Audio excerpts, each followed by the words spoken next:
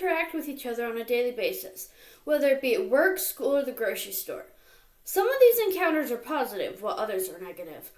Ironically, what one person experiences in a situation, another person can experience something completely different in the same event. These positive and negative interactions affect people in their moods. They shape people into who they are today and who will they become tomorrow.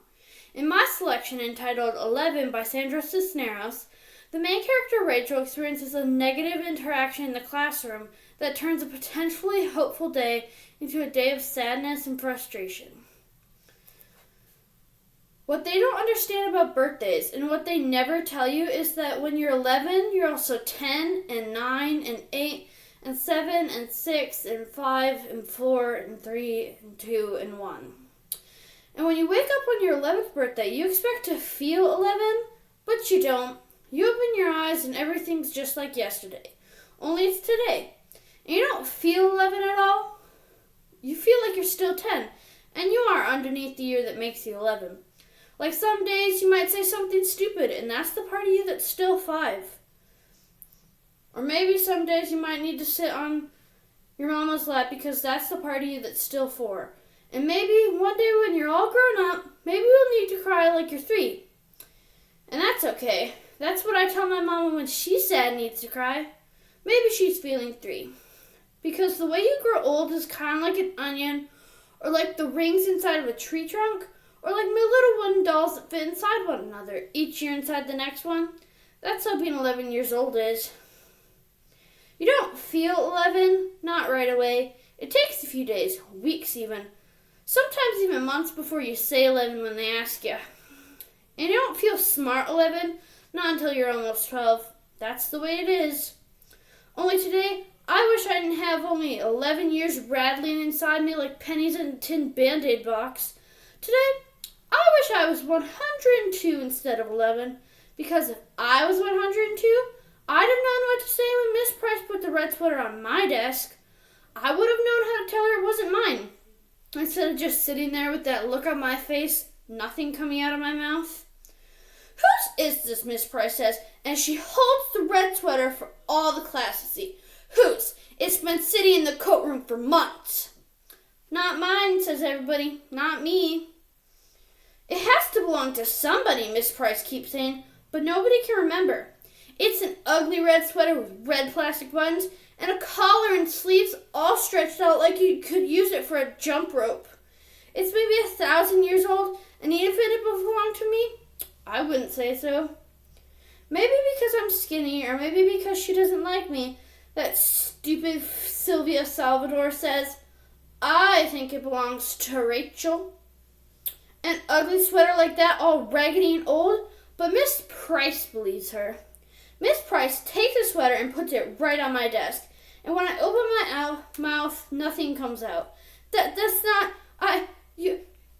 not mine, I finally say in a little voice that maybe it was me when I was 4. Of course it's yours, Miss Price says. I remember you wearing it once.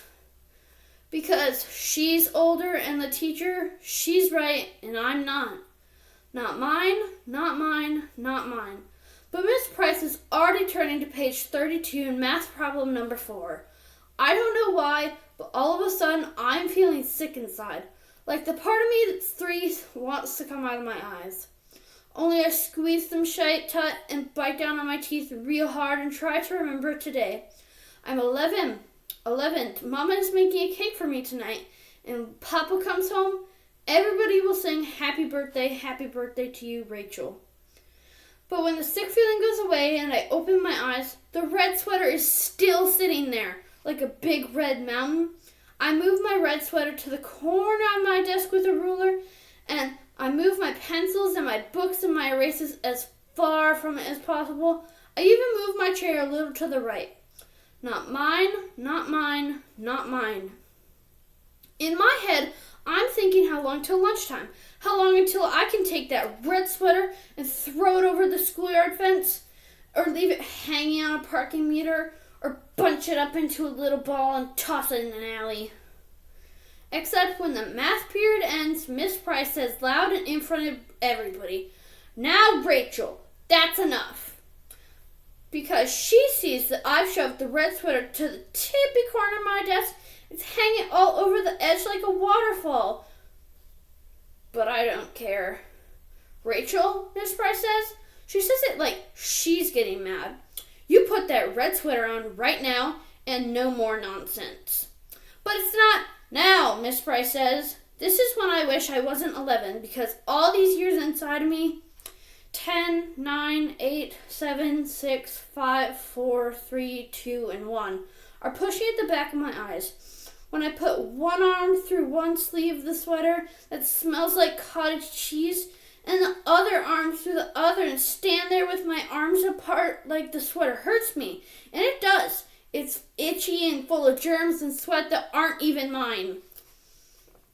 That's when everything I've been holding in since this morning, since when Miss Price put the sweater on my desk, finally lets go. And all of a sudden, I'm crying in front of everybody. I wish I was invisible, but I'm not. I'm 11, and it's my birthday today. And I'm crying like I'm 3 in front of everybody. I put my head down on my desk and bury my face in my stupid clown sweater arms. But the worst part is, right before lunch, that stupid Phyllis Lopez, who is even dumber than Sylvia Salvador, says she remembers that the sweater is hers. I take it off right away and give it to her. Only Miss Price pretends like everything's okay. I'm 11 today. I'm 11. 10, 9, 8, 7, 6, 5, 4, 3, 2, and 1. But I wish I was 102. I wish I was anything but 11, because I want today to be far away already. Far away like a runaway balloon, like a tiny O in the sky. So tiny, tiny, you have to close your eyes to see it.